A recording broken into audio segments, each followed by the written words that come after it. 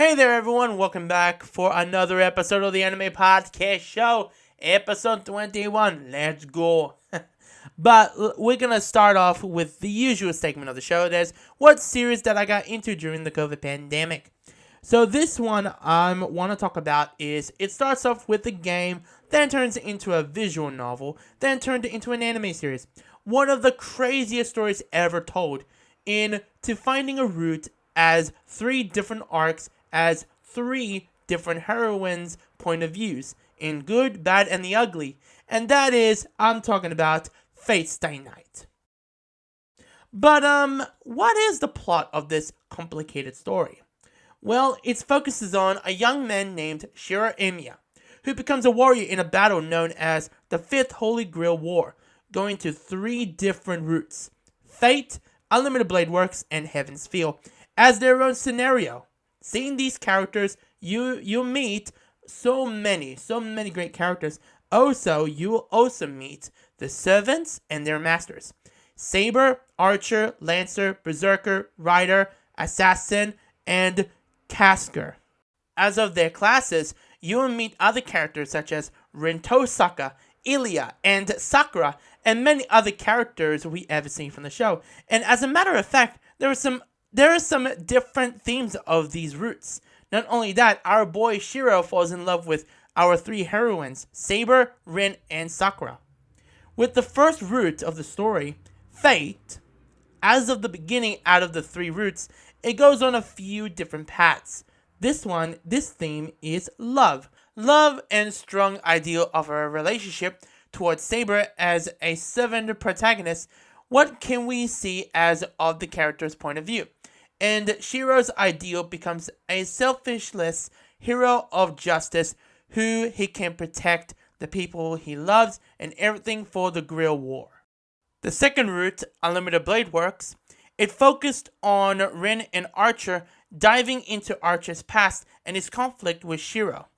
During the story, he had been developing of a love relationship with Rin Tosaka, as it answered, "What is important to me is my dream of being the hero that can save everyone, no matter how hard it may be." And in the end, after the Holy Grail War, Saber destroys it, to have everyone living their normal lives and can't deal with that anymore. For the third and final route of the story, Heaven's Feel, to the darkest side of the Holy Grail War story, it focused about Sakura Mato's past, and it tells the secret behind the creation of the Heaven's Feel ritual. And during this major harsh theme of this story, that Shiro had feelings for Sakura and understands that he's feelings to her, and it turns out well. And I would say that Sakura and Shiro are the most perfect couple in the Fate story history. That's what I gotta say. And in the end, we had an epilogue in saying, yeah, they got together as a couple and living their normal, peaceful lives. The original anime series was developed and announced in 2005, and the planning stages were animated by Studio Dean, and the first time as a part of the Fate project, airing between January to June of 2006. It follows the storyline of the Fate scenario. It contained 24 episodes, and you know what? It was a pretty successful series. It will create their own spin-off series and expand the world of the Fate storylines. But by of the idea during the production of the 2006 series Fate Stay Night, Studio Dean wants to produce a feature film for the Fate series. Their idea was they wanted to make an original film, but after the success of the television series, they had changed their minds and let's create a feature film based on the Unlimited Blade Works story. So right after making the series, they just straight away to work on the movie, and they've been in production before leading up to their release in early of 2010. After the film came out in 2010, Studio Dean decides not to able to continue the Fate franchise, but at the time wasn't a familiar studio named Unfoldable. It was announced by them around December of 2010 that they're going to adapt on one of the light novel stories called Fate Zero. So that story taking place before the main event and tells the story of the Fourth Holy Grid War that happened years ago. So, Fate Zero got greenlit and about to airing it in October of 2011, as of the third anime production for the Fate franchise. And I was like, wow, this is an interesting idea. So originally, the series were going to air it for all 25 episodes, but they wanted the series to take a break to allow more time for the visuals, and airing from October of 2011 to June of 2012. So they're going to have like a two-part of the story. So right now in anime we call it core. So that means they split the show from 25 to, I would say, 13 episodes, and then the second half they did 12 episodes for part 2. So after the Fate Zero ended their run, Unfoldable state that they heard rumors about mid-2012 to early 2013 that they are going to adapt on The Fate, Unlimited Blade Works, and Heaven's Feel.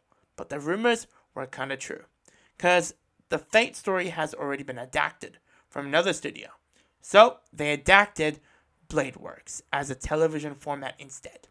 So they wanted to adapt on a darker tone, very similar to the Fate Zero story, so much different from the visual novel. When they are ready to air Unlimited Blade Works, with finishing up the final touches to the best quality, the team at Unfoldable announced at a press conference that it will be revealed that they're going to take their own risk to adapt on Heaven's Feel into a theatrical film.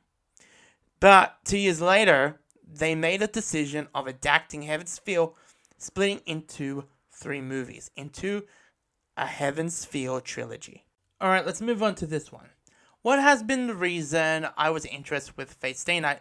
Well, funny story that I might ask, but it was the middle of November of 2020.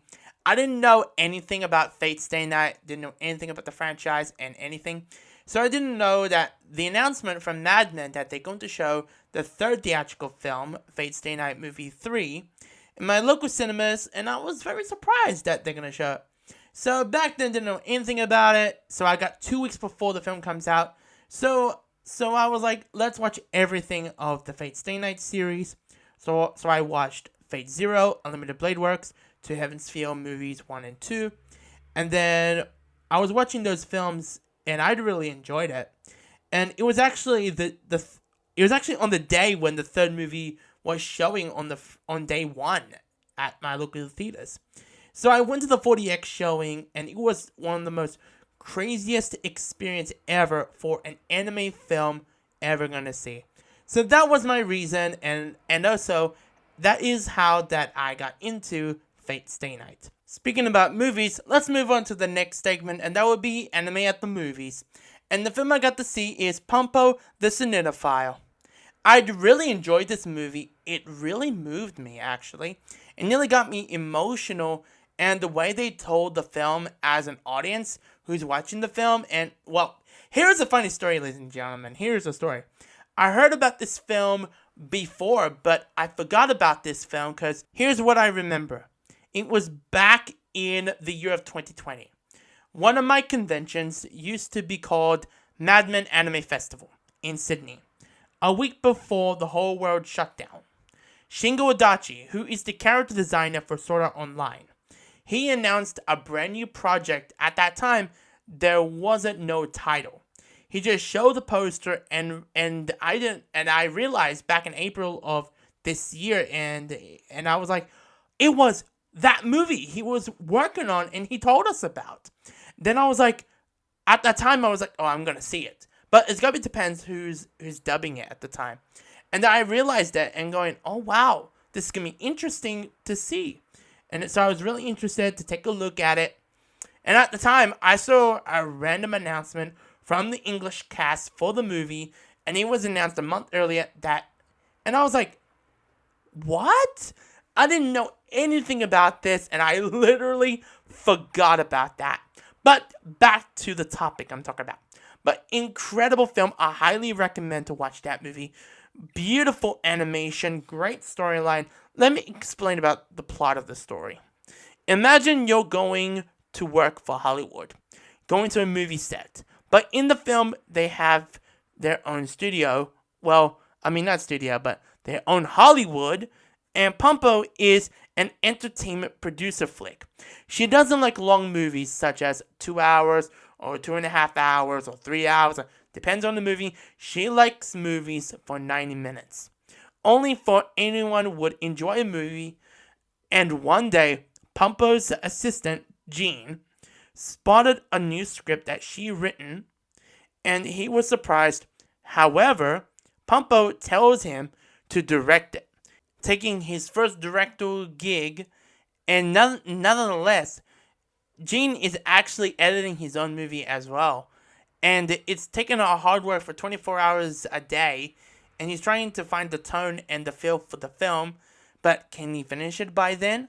Well, if you had seen the film, you already know what happened. If you haven't, you better take a look at it. But I want to tell one thing before I'm going to wrap things up here. That I'm just like, you're directing your own movie, and also you're editing your own movie. That is the craziest thing you're doing. So I think he has a good way how Gene can tell the story, and Pompo would like it. But you know what? He did an incredible job, and the casting, I would say the English cast did a wonderful job and captured the story of how they can capture a 90-minute movie, directing, and everything what they can do. But that's how it is. Well, that is it for this episode. Thanks for everyone who is listening or watching this. If you haven't subscribed to the channel, go ahead and do so. Hit that notification bell and turn on your notifications. See you later and catch you next time. Peace.